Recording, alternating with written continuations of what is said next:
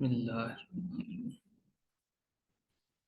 अच्छा जी, lecture number 17, tenses. तो वैसे मैंने जैसे पहले कहा था कि एक गो थ्रू करेंगे।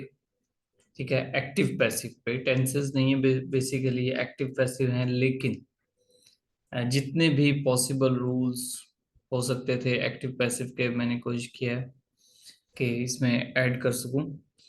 और एग्जांपल्स, ठीक है, जितनी भी पॉसिबल सिचुएशंस हो सकती हैं एक्टिव पैसिव की, वो ऐड करने की कोशिश की हैं, प्लस असाइनमेंट्स भी। ठीक है, तो लेक्चर आई थिंक थोड़ा सा लेंथी हो जाएगा, लेकिन अगर इनको आप तसल्ली से कर लें और मैक्सिमम प्रैक्टिस करें, इवन सिर्फ उन्हीं एग्जांपल्स की प्रैक्टिस भी कर लें जो कि मैंने वीडियो में दी होगी, तो मुझे उम्मीद है इंशाल्लाह क्वेश्चन गलत नहीं होगा इस हवाले से।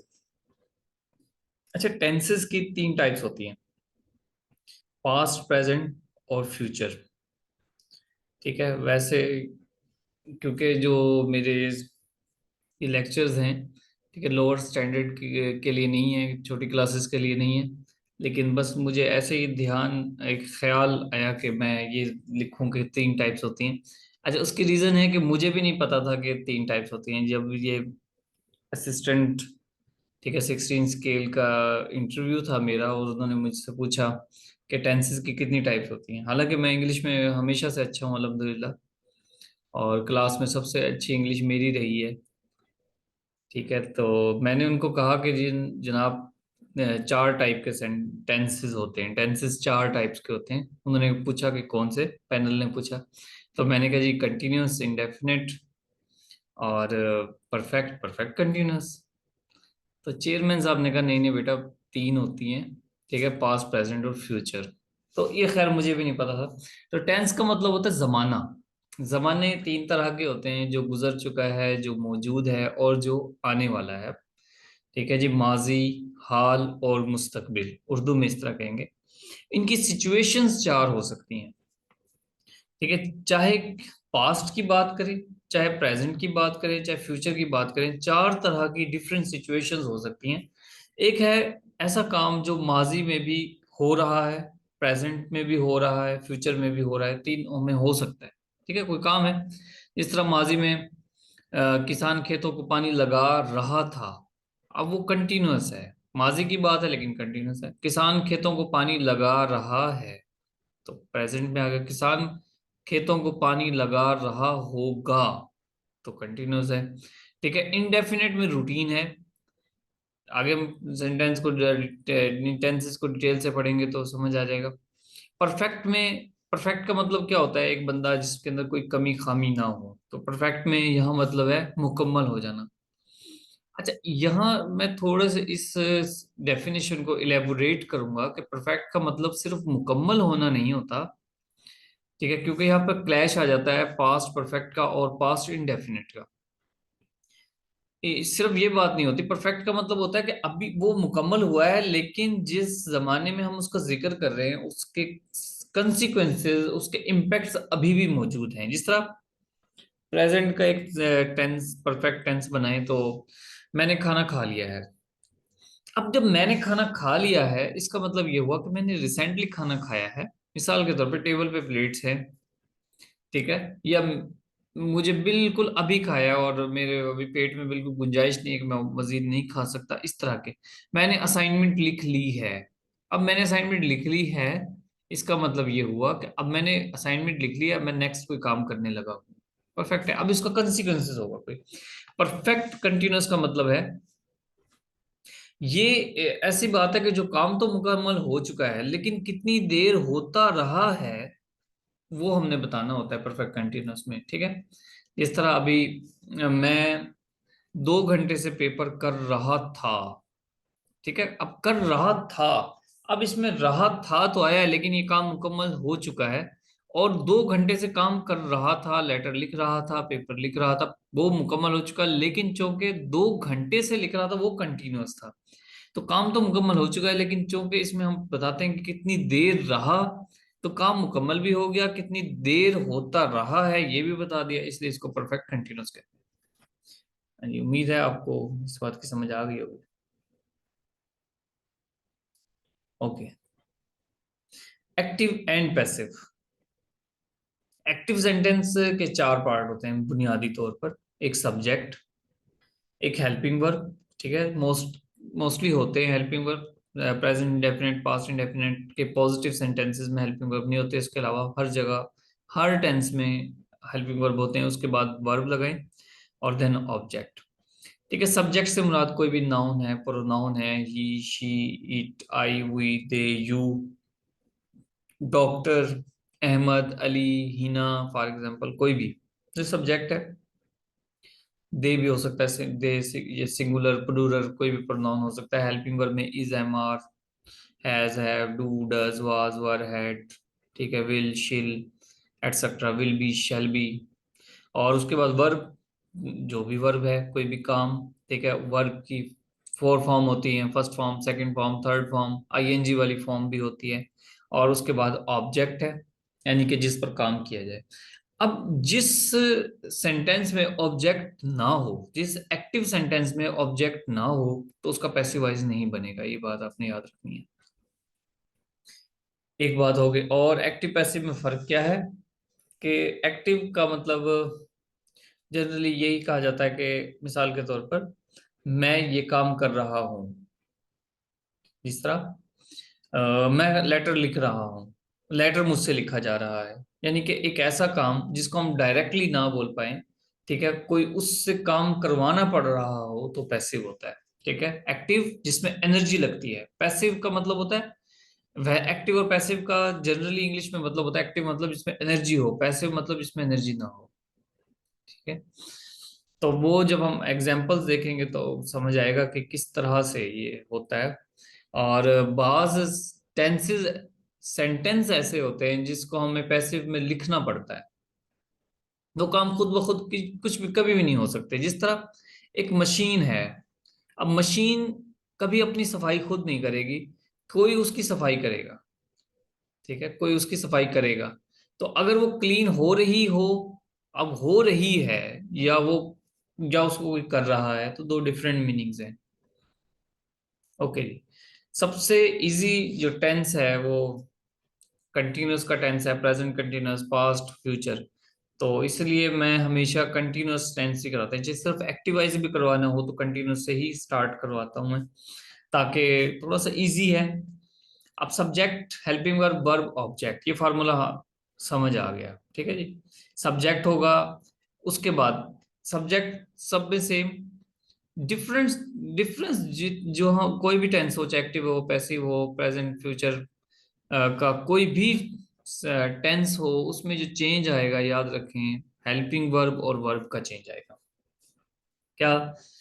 सब्जेक्ट, इसमें हेल्पिंग वर्ब कौन से हैं? इज, एम और आर, ये याद रखें। और वर्ब की फोर्थ फॉर्म आएगी, आईएनजी वाली फॉर्म भी कहते हैं इसको। तो फर्स्ट फॉर्म के साथ आईएनजी लगा दें तो ये तो प्रेजेंट कंटिन्यूअस बन जाएगा। जिस तरह मैं एक लेटर लिख रहा हूँ, आई एम, देखें आई सब्जेक्ट हो गया, और हेल्पिंग वर्ब में हमने इज, एम, आर में से एक उठाया, आई के साथ एम आता है तो एम ले लिया। I am writing a letter, मैं एक खत लिख रहा हूँ, एक लेटर लिख रहा हूँ। अच्छा, अगर यहाँ आ जाता शी, सब्जेक्ट की शी आ जाता सब्जेक्ट की जगह पे, तो फिर हेल्पिंग वर्ब आता इज, तो ही और शी के साथ इज आता है। इसी तरह अगर यहाँ पर आई आई आया तो एम आ गया। अगर वी या दे आ जाता प्लूरल के साथ, आर आता, they are writing a letter. इसी तरह वाज का इस्तेमाल है, I was writing a letter. और फ्यूचर अगर आ जाए तो उसमें शैल बी इस्तेमाल होगा, विल बी इस्तेमाल होगा। I shall be writing a letter, we shall be writing a letter. और अगर आई और वी के अलावा कोई भी हो, they will be writing a letter, letter, he will be writing a letter. ठीक है, वो खत लिख रहा होगा। ठीक है, मैं खत लिख रहा था। ओके, अब हमने इस फॉर्मूले की कन्वर्जन देखनी है पैसिव में। ठीक है, कि पैसिव में जब भी बनाना होगा तो इसको हम किस तरह से कन्वर्ट करेंगे। सिंपल देखें, यहाँ का जो सब्जेक्ट है, ठीक है, इन दो लाइन में आपने फिरना है, एक इसमें और एक इसमें, इन दोनों की बात कर रहा हूँ। यहाँ का जो ऑब्जेक्ट है उसको सबसे पहले ले आए, आंखें बंद करके। एक्टिव वॉइस और पैसिव वॉइस में एक बहुत कॉमन ट्रांजिशन ये होती है कि जो मर्जी एक्टिव वॉइस हो उसका जब भी पैसिव वॉइस बनाएंगे तो थर्ड फॉर्म यूज होगी, वर्ब की थर्ड फॉर्म यूज होगी, ठीक है। और थोड़ा बहुत रूल का जो चेंज है वो बताते हैं। सबसे पहले आप ऑब्जेक्ट ले आए स्टार्ट में, एक्टिव वॉइस में जो ऑब्जेक्ट था उसको आप स्टार्ट में लें। Is am are helping verb same रहेगा, लेकिन उसमें बीइंग का इस्तेमाल होगा, BEING बीइंग का इस्तेमाल होगा। और वर्ब की थर्ड फॉर्म आएगी, जनरल है बताया, बीइंग के फौरन बाद वर्ब की जनरल फॉर्म आएगी और उसके बाद सब्जेक्ट आएगा। जिस तरह I am writing a letter, मैं खत लिख रहा हूँ, ऑब्जेक्ट क्या है, अ लेटर। तो अब लेटर को शुरू में लें, और अ लेटर सिंगुलर है तो उसके साथ इज का इस्तेमाल करें, इज के फॉर हेल्पिंग वर्ब के बाद बीइंग का इस्तेमाल करना है, और थर्ड फॉर्म उसके बाद बाय मी, ठीक है। सब्जेक्ट की सब्जेक्ट, अच्छा इसमें ये भी है कि इसको जो हम कह रहे हैं ऑब्जेक्ट, और यहाँ जो सब्जेक्ट कह रहे हैं, तो बुनियादी तौर पर ये सब्जेक्ट ऑब्जेक्ट ही है, लेकिन यहाँ पर एस लिखने का मकसद ये है इसकी वजह, क्योंकि हम इसको शो कर रहे हैं कि ये जो फर्स्ट लाइन में यहाँ पर जो सब्जेक्ट उठाकर हम आगे ले आए, लेकिन इस सब्जेक्ट की ऑब्जेक्टिव फॉर्म लगानी है, तो आई की ऑब्जेक्टिव फॉर्म क्या है, मी, तो मी लगा दें।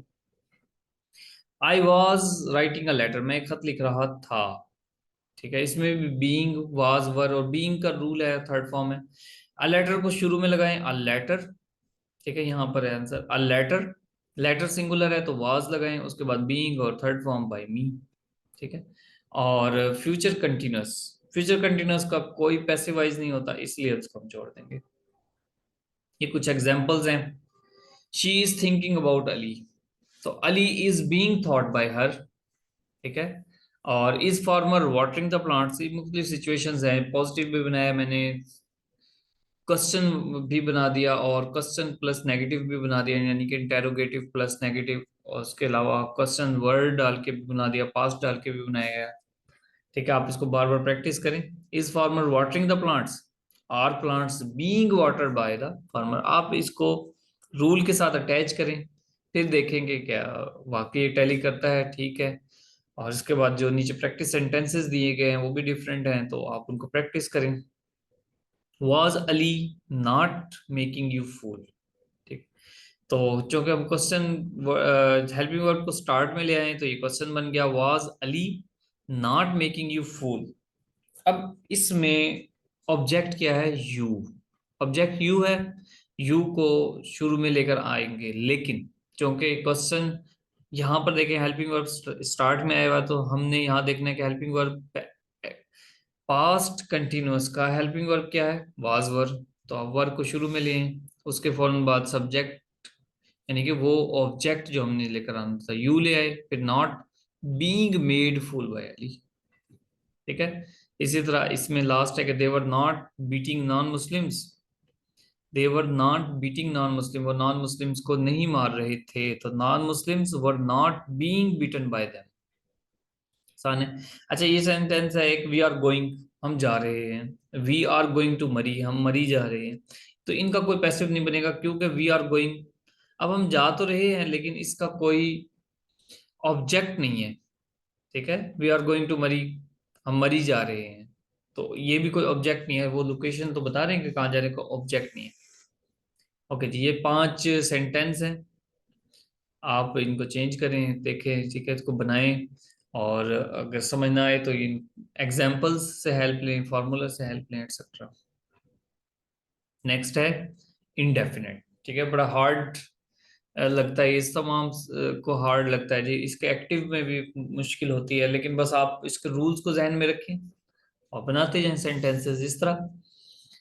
इसका रूल है सब्जेक्ट वर्ब की फर्स्ट फॉर्म, ठीक है, वर्ब की फर्स्ट फॉर्म के साथ एस या एस का इजाफा होता है, अगर सिंगुलर सब्जेक्ट सिंगुलर हो तो एस या इसका इजाफा होता है, और उसके बाद ऑब्जेक्ट, हमारा सिंपल फार्मूला है, ठीक है। और इसमें अगर पॉजिटिव हो तो कोई हेल्पिंग वर्ब नहीं आएगा, लेकिन अगर नेगेटिव या इंटेरोगेटिव हो तो सब्जेक्ट के साथ देखें, वहाँ डू डज नहीं थे पॉजिटिव में, लेकिन आप इसमें डू डज का इस्तेमाल करेंगे, फिर नॉट लगाएंगे, नॉट लगाना नेसेसरी हो गया, डू डज आ गया तो, और उसके बाद वर्ब की फर्स्ट फॉर्म ही रहेगी, और ऑब्जेक्ट वर्ब की फर्स्ट फॉर्म के साथ एस या ई एस का इजाफा खत्म हो जाएगा।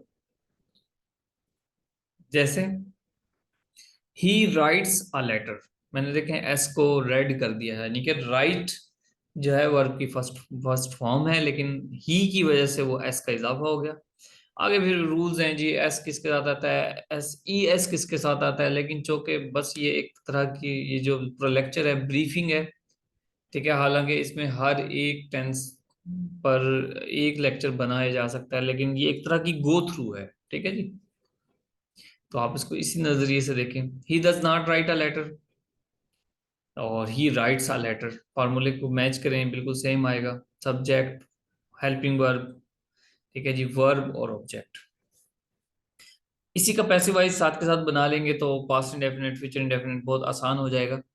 ठीक है, पैसिव वॉइस बनाने का क्या तरीका है, सबसे पहले ऑब्जेक्ट जिसको एक टेंस पे ग्रिप हो गई, ये याद रखें, जिसको एक टेंस पे ग्रिप हो गई, और तो उसके लिए बाकी जितने भी टेंसेज हैं सब आसान हो जाते हैं। बस ये है कि इशू ये होता है कि टीचर जब स्टार्ट करवाते हैं तो तमाम के तमाम सेंटेंसेस को जल्दी जल्दी करवा देते हैं, हालांकि उन्हें चाहिए कि वो एक टेंस कराएं। ठीक है, मैं वैसे मैं करवा रहा हूँ ऐसा, लेकिन मैं एक क्लासरूम की बात कर रहा हूँ कि क्लासरूम में जो टीचर्स करते हैं, जाहिर है उनके पास काफ़ी टाइम होता है, वो तसल्ली से करवा सकते हैं।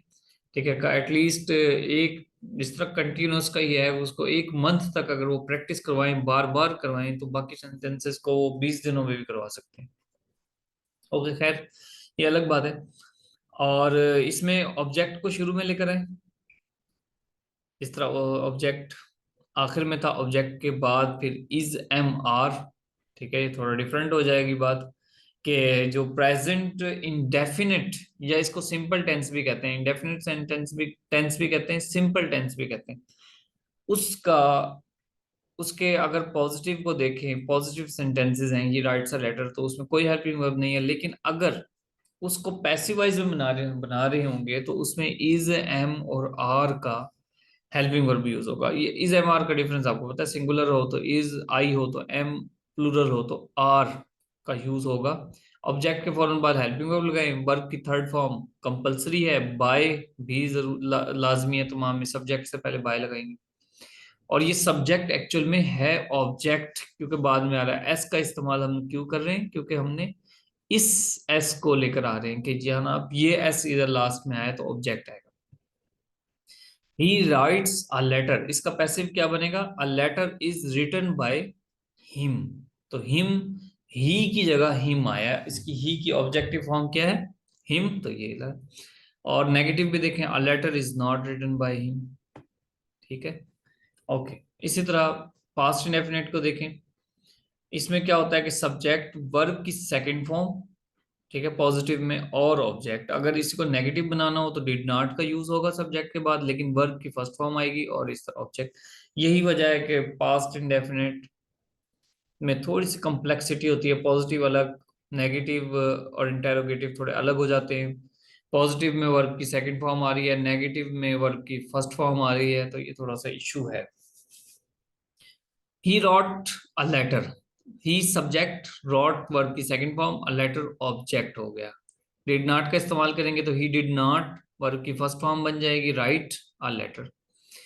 ओके, अब बहुत आसान है इसमें उसका पैसिव वाइज अगर गौर करें आप तो प्रेजेंट इंडेफिनिट के जो पैसिव वाइज थे उसमें इज एम आर आता है।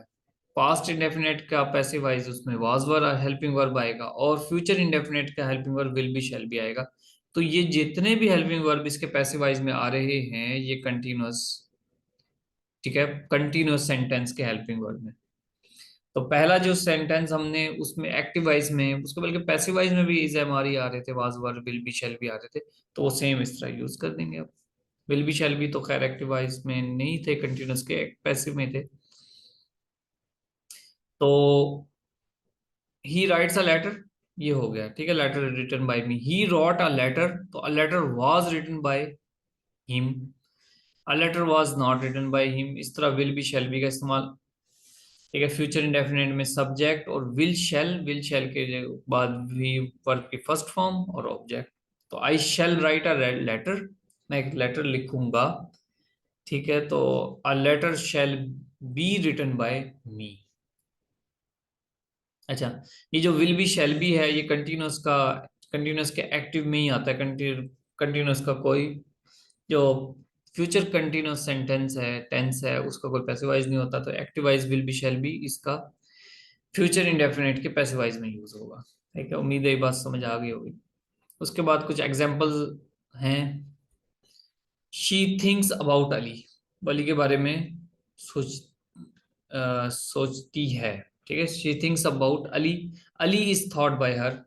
ठीक है, अली उसकी सोचों में आता है, अली उससे सोचा जाता है, यानी कि अली खुद ब खुद उसकी सोचों में आ रहा है, इसका ये मतलब हुआ।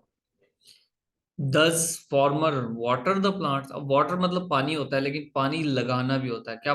फार्मर पौधों को पानी लगाता है, तो दस का इस्तेमाल है, इसका मतलब क्या हुआ? प्रेजेंट इंडेफिनेट और प्रेजेंट इंडेफिनेट के पैसिवाइज में हेल्पिंग वर्ब क्या आएगा? इज एम आर, तो प्लांट्स की बात हो रही है। देखें, यह डज का इस्तेमाल सिंगुलर सब्जेक्ट के साथ हुआ है। सिंगुलर सब्जेक्ट क्या है? फार्मर। फार्मर के साथ डज का इस्तेमाल। अब फार्मर्स होते तो डू का इस्तेमाल होता, लेकिन चूंकि यहाँ पर फार्मर तो सब्जेक्ट बन गया, लेकिन ये प्लांट्स हैं, प्लांट्स के साथ फिर प्लूरल हेल्पिंग वर्ब आएगा, तो are plants watered by the farmers, third form लगाएं, और बाय द फार्मर्स सब, यानी कि ऑब्जेक्ट के या सब्जेक्ट के पीछे बाय तो आएगा ही आएगा। फार्मर इस पैसिव का ऑब्जेक्ट है, एक्टिव का ये सब्जेक्ट था। Why do you cheat Sumera, अब सुमेरा को चीट क्यों करते हो, तो वाई ऐसा कैसा रहेगा? डू अगर आ गया तो डू आते ही आप समझ लें कि ये प्रेजेंट इंडेफिनिट है। अब प्रेजेंट इंडेफिनिट है, इसका मतलब ये हुआ, एक्टिव वाइज में अगर प्रेजेंट इंडेफिनिट है तो है, पैसिव में क्या आएगा? Is am are. तो आप अब इज एम आर में से कौन सा आएगा वो हमें बताएगा सब्जेक्ट। सब्जेक्ट क्या? सुमेरा, तो वाई इज सुमेरा। आगे आसान है, वर्ब, वर्ब की थर्ड फॉर्म आनी ही आनी है, और बाय और फिर ऑब्जेक्ट या सब्जेक्ट बाय यू। यू को देखें जी, यू की सब्जेक्टिव फॉर्म भी सेम है और ऑब्जेक्टिव फॉर्म भी सेम है, इसलिए नहीं पता लगता कि ऑब्जेक्टिव है या you. Did Ali not make you fool, देखें ये पास्ट का सेंटेंस है, पीछे प्रेजेंट के थे और ये पास्ट का है। तो did Ali not make you fool, यहाँ मेक जो है, डिड मेक फर्स्ट फॉर्म आ गई क्योंकि डिड बाहर, डिड आ गया तो ठीक है। पास्ट इंडेफिनेट के नेगेटिव सेंटेंस इंटेरोगेटिव में फर्स्ट फॉर्म आती है, तो डिड अली, डिड आते ही आप समझ लें कि इसमें आपने वाज वर्क का इस्तेमाल करना है पैसिव वॉइस बनाने के लिए। तो वाज वर्क, क्योंकि डिड शुरू में आ गया, आंखें बंद करके हेल्पिंग वर्ब वर्ब जो है वो बिल्कुल स्टार्ट में लगा दें। अब जब हेल्पिंग वर्ब लग गया, उसके बाद हमें चाहिए एक सब्जेक्ट। तो इसमें देखें कि ऑब्जेक्ट क्या है? यू, तो यू ही हमारा सब्जेक्ट बनेगा, तो वर्ब के फॉर्म बाय यू लगाएं। जो कि नेगेटिव सेंटेंस है तो आप नॉट का आगे इस्तेमाल करें। अब सब्जेक्ट भी हो गया, वर्ब भी हो गया, दो तीन ये आप दोनों चीजें मेंटेन कर ली, तो वर्ब लगाएंगे, तो वर्ब की थर्ड फॉर्म मेड आनी है। तो मेड फूल, ये पूरा एक, ये मेड और फूल को साथ साथ रखेंगे बाय अली। ठीक है जी, they did not beat non Muslims, non Muslims were not beaten by them. ठीक है, वी गो, ही गोज या वी गो टू मरी, इनका पैसिवाइज नहीं बन सकता क्योंकि ऑब्जेक्ट नहीं है। ओके, असाइनमेंट्स है, आप इसका स्क्रीनशॉट लें, इसको फिर बार बार बनाने की कोशिश करें या वीडियो को पॉज करके फिर बनाने की कोशिश करें। नेक्स्ट है परफेक्ट टेंस। परफेक्ट में present perfect, past perfect, future perfect. Present में क्या आएगा? हैज है। ठीक है, पास्ट में हैड प्लस वर्ब की थर्ड फॉर्म, और फ्यूचर परफेक्ट में विल हैव और शैल हैव। अच्छा, अब हम डायरेक्ट देखते हैं कि इसके पैसिव वाइज का हेल्पिंग वर्ब क्या है। प्रेजेंट में हैज हैव है, तो पैसिव में हैज बीन और हैव बीन आएगा। पास्ट में हैड और इसमें हैड बीन। फ्यूचर में विल हैव और शैल हैव की जगह विल हैव बीन और शैल हैव बीन आएगा। ठीक है, यहाँ से आपने कंफ्यूज नहीं होना कि विल हैव के बाद बीन नहीं है, तो चलो लगा देते हैं बीन। तो जी बीन भी आ गया, विल हैव बीन या शैल हैव बीन, तो कोई भी लग सकता है। आई और वी के साथ शैल हैव बीन, बाकी के साथ विल हैव बीन। ठीक है, ये भी बहुत आसान है बिल्कुल। सब्जेक्ट लगाएं, सब्जेक्ट प्रेजेंट की तरफ आ रहे हैं, सब्जेक्ट लगाएं शी, और शी के साथ हैज का इस्तेमाल होगा, और वी होता, दे होता तो हैव का इस्तेमाल होता। She has written a letter has been written by her, बहुत आसान है। सॉरी, मी नहीं आएगा, हर आएगा, क्योंकि यहाँ पे पहले आई लगा हुआ था, फिर मैंने शी कर दिया, वो नजर नहीं आता ना, यहाँ आई है। Okay, she has written a letter has been written by her. She had written a letter, उसने खत लिखा था, वो खत लिख चुकी थी। She had written a letter ज्यादातर स्टोरीज में इस्तेमाल होता है, वो खत लिख चुकी थी। ठीक है, कि अचानक उसका भाई कमरे में दाखिल हुआ। कंसिक्वेंस है, कंसिक्वेंस लाजमी होना है, होना ही होना है। ठीक है, she had written a letter, वो खत लिख चुकी थी। तो पैसिव वॉइस बनाएंगे तो हैड बीन का इस्तेमाल करेंगे। थर्ड फॉर्म ऐसे कैसे रहेगी, तो ये वही बहुत आसान टेंस है, सेंटेंस है, टेंस है sorry. A letter had been written by her. उसके बाद विल और shall. I shall have, I shall have written letter, मैं खत लिख चुका था। तो ऑब्जेक्ट क्या होगा, लेटर। उसके बाद विल हैव बीन और शैल हैव बीन का इस्तेमाल आएगा बाय, किसके साथ, आई जो है वो सब्जेक्ट है, तो उसके ऑब्जेक्टिव फॉर्म आएगी। तो a letter will have been written by me. Okay, इसकी जो एग्जांपल्स हैं वो मुझे दोहराने की जरूरत नहीं है, आप एक नज़र खुद से देखें। हैव बीन है, शैल हैव बीन, ठीक है, व्हाई हैव यू चीटेड मेरा, एटसेट्रा।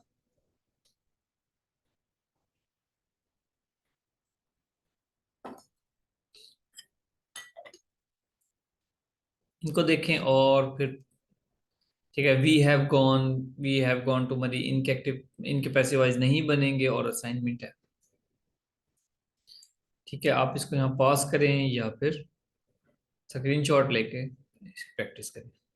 ओके, ठीक है। अब जो कि मैंने काफी तेजी से करवाया है, और एक्सपेक्ट मैं यही कर रहा हूँ कि इन रूल्स को, फार्मूला को देखकर आप क्लिक करें खुद से, क्योंकि ये जो टेंसेज है, मैं 7वीं 8वीं क्लास के बच्चों को कंसीडर नहीं कर रहा, सपोज नहीं कर रहा कि वो देखें।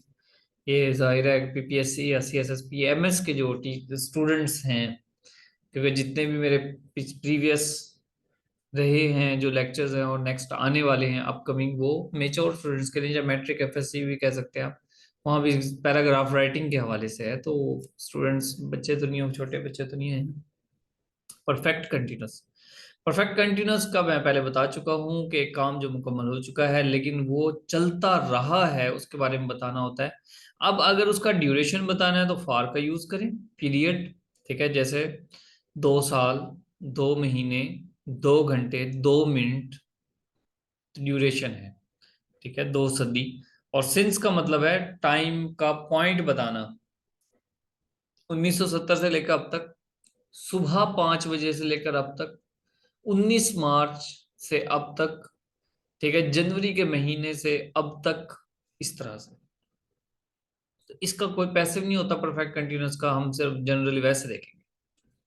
प्रेजेंट परफेक्ट कंटिन्यूअस, तो इसका हेल्पिंग वर्ब क्या होगा, हेल्पिंग वर्ब भी देखना होता है, और वर्ब की, वर्ब और हेल्पिंग वर्ब देखना होता है। वर्ब आएगा इसमें आईएनजी वाली फॉर्म, और हैज बीन और हैव बीन, यहाँ भी हैज बीन और हैव बीन का इस्तेमाल होगा, लेकिन टाइम आएगा सिंस या फॉर लगाकर हमें टाइम मेंशन करना पड़ेगा। I have been writing a letter since morning, ठीक है, मैं सुबह से खत लिख रहा हूँ। I have been writing a letter since morning, सुबह से।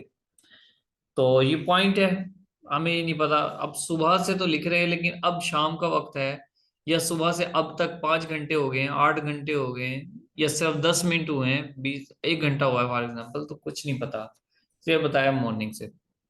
इस तरह अगर हम कहें सिंस 1970, तो अब नहीं पता कि अब कौन सा सन है, ये तो नहीं पता। ठीक है, manager has been supervising that company for 2 years, 2 साल से। ठीक है जी, फॉर 2 इयर्स, 2 साल से वो अपनी कंपनी को सुपरवाइज कर रहा है, एक कंपनी को, किसी भी कंपनी को। पास्ट में क्या होगा, हैड बीन का यूज होगा। I had been writing a letter since morning, और manager had been supervising that company for 2 years. और इस तरह फ्यूचर परफेक्ट कंटिन्यूअस में क्या आएगा, विल हैव बीन और shall have been helping verb, और वर्ब की वही आईएनजी वाली form. I shall have been writing a letter since morning, मैं सुबह से खत लिख रहा हूँगा। सुबह से, वक्त सुबह के मेंशन हो जाए तो कंटिन्यूस, परफेक्ट कंटिन्यूस बन जाएगा। ठीक है। और हमारा ये लास्ट पेज है इम्पेरेटिव सेंटेंसेस का। हुक्मिया फिक्रे भी कहते हैं इसको। ठीक है। लेकिन इसमें सिर्फ हुक्म नहीं होता, इसमें एडवाइस भी हो सकती है, ऑर्डर्स भी हो सकते हैं, रिक्वेस्ट भी हो सकती है, तीन थीम्स हो सकती है इसकी। और इसका जो फार्मूला है वो सिंपल है। वर्ब से आपने स्टार्ट करना है, वर्ब की फर्स्ट फॉर्म आएगी, और उसके बाद इसमें कोई सब्जेक्ट नहीं आएगा, लेकिन सब्जेक्ट जो है वो आप खुद मेंशन हो। इस तरह पॉलिश माई शूज, मेरे शूज को पॉलिश करो, तो कौन कह रहा है? मैं खुद कह रहा हूँ ना। दे हैव सब्जेक्ट आई, आई कह रहे हैं, आई कह रहे हैं, मैं कह रहा हूँ यू, यानी कि आप कह रहे हो। अंडरस्टूड है सब्जेक्ट, कौन कह रहा है पता है। तो यू का मतलब बताने वाला बता रहा है आप, यानी कि मैं खुद हूं, आई भी कह सकते हो आप। तो एडवाइस की क्या हो सकता है, इसका पैसिवाइज बनाएंगे। ठीक है। एडवाइस, थीम ऑफ एडवाइस क्या हो सकते हैं? Consult the doctor. अब डॉक्टर को कंसल्ट करने के लिए कहा जा रहा है, वो मशवरा दे रहा है आपको, एडवाइस कर रहा है, यार डॉक्टर से कंसल्ट कर लो, ऐसे ही मेडिकल स्टोर से जाके दवाइयां ले आते। ठीक है। ऑर्डर्स भी हो सकते हैं, polish my shoes, wash my car, मेरी गाड़ी धो दो, तो ये भी हो सकता है ऑर्डर्स। और थीम ऑफ रिक्वेस्ट भी है हेल्प मी। ठीक है। या theme of request bring me a glass of water, मेरे लिए पानी का एक गिलास ला दो। हेल्प और मी, देखें वर्ब की फर्स्ट फॉर्म और उसके बाद सब, ये क्या आ गया, प्रोनाउन आ गया है उसके बाद, यानी कि ऑब्जेक्ट आ गया, सॉरी ऑब्जेक्ट। ठीक है। हेल्प मी, मेरी मदद करो। पॉलिश माई शूज, तो पॉलिश किसको करना है? शूज को। तो ऑब्जेक्ट आ गया जिस पे काम हो रहा है। पैसिवाइज बनाने के लिए यहां से देखें, वर्ब की फर्स्ट फॉर्म और प्लस नाउन प्रोनाउन, इसका फार्मूला है। और जब आप इसको पैसिवाइज बनाएंगे तो लेट, शुरू में लेट लगा दें आंखें बंद करके। और जिस तरह हम पहले करते थे कि ऑब्जेक्ट लेकर आते थे, ऑब्जेक्ट लेकर आए, बी लगाएं और वर्ब की थर्ड फॉर्म बना दें। वर्ब की जो फर्स्ट फॉर्म थी इसको थर्ड बना देंगे। और वहां पे चूंकि सब्जेक्ट तो था नहीं, यहाँ सब्जेक्ट भी आ जाएगा, ऑब्जेक्टिव फॉर्म के तौर पे बी लगाएं, उसके बाद वर्ब की थर्ड फॉर्म आएगी। एग्जाम्पल से समझते हैं। Consult the doctor, polish my shoes, help me. ठीक है। ऑर्डर, ऑर्डर हो गया, सॉरी पहले एडवाइस हो गई, फिर ऑर्डर हो गया, और देन रिक्वेस्ट है। कंसल्ट द डॉक्टर, फॉर्मूला क्या था? वर्ब, देखिए कंसल्ट द डॉक्टर वर्ब की फर्स्ट फॉर्म प्लस ऑब्जेक्ट, ये है फॉर्मूला एक्टिवाइज का। और पैसिवाइज का let object be V three, let लगाएं। इसमें ऑब्जेक्ट क्या है? डॉक्टर, तो डॉक्टर को फौरन बाद लेट के फौरन बाद ऑब्जेक्ट लगाएं। बी का इस्तेमाल करें और फिर third form consulted, let doctor be consulted. Polish my shoes, let my shoes be polished. बिल्कुल सेम स्ट्रक्चर है, कोई फर्क नहीं है। लेट का इस्तेमाल करें और फौरन बाद जो एक्टिव वाइज में ऑब्जेक्ट है उसको आगे लेकर आए, उसके बाद बी लगाएं और थर्ड फॉर्म लगा दें। हेल्प मी, तो हेल्प मी क्या आएगा? लेट लगाया, फिर मी लगा दिया क्योंकि ऑब्जेक्ट था, उसके बाद बी और हेल्प लगाया। इसको हम ऐसा भी कर सकते हैं कि you are requested to help me, ये भी आ सकता है। Polish my shoes, polish my shoes, you ordered to polish your shoes, यूं भी कह सकते हैं। या आई ऑर्डर्ड टू पॉलिश, ठीक है, my shoes. Consult the doctor, I suggested him to consult the doctor, ये भी हो सकता है। तो लेकिन ये जो बी कंसल्टेड वाला है ये ठीक है। Hard work for your success, इसका कोई ऑब्जेक्ट नहीं है। Hard work for your success, किसकी बात कर रहे हैं, किसको कह रहे हैं? मी माई, जिस तरह मी माई शूज डॉक्टर की बात हुई थी ऑब्जेक्ट की, यहाँ कोई है ही नहीं। एक जनरल सी बात होगी, hard work for your success. ठीक है। या तो वो यू को कह रहा हो लेकिन कुछ भी नहीं कह रहा, हार्ड वर्क फॉर सक्सेस या योर सक्सेस, नहीं कोई बात नहीं है, तो ऑब्जेक्ट नहीं है, तो कोई पैसिव नहीं होगा। ठीक है। लास्ट वाले को भी आप बार मुख्तलिफ, ठीक है, कोई भी ऑर्डर्स, कोई भी एडवाइस, कंसल्ट द डॉक्टर हो गया तो आप कह सकते हैं कंसल्ट द टीचर। ठीक है। हेल्प मी कह सकते हैं। तो और भी इस तरह के बेशुमार सेंटेंस आप थोड़ा सा सोचेंगे तो एडवाइस के ऑर्डर से, जैसा पॉलिश माई शूज है तो आप यूं भी कह सकते हैं कि राइट, सॉल्व माई पेपर, आप यूं भी कह सकते हैं। तो इस तरह से बेशुमार बन जाएंगे। खैर जी, ये था हमारे एक्टिव पैसिव। हमने डायरेक्ट इनडायरेक्ट भी करने हैं और सीएसएस के कुछ करेक्शंस हैं, वो भी करनी है, और इसके बाद हम इंशाल्लाह पैराग्राफ राइटिंग की तरफ आ जाएंगे। ओके जी, अल्लाह हाफिज।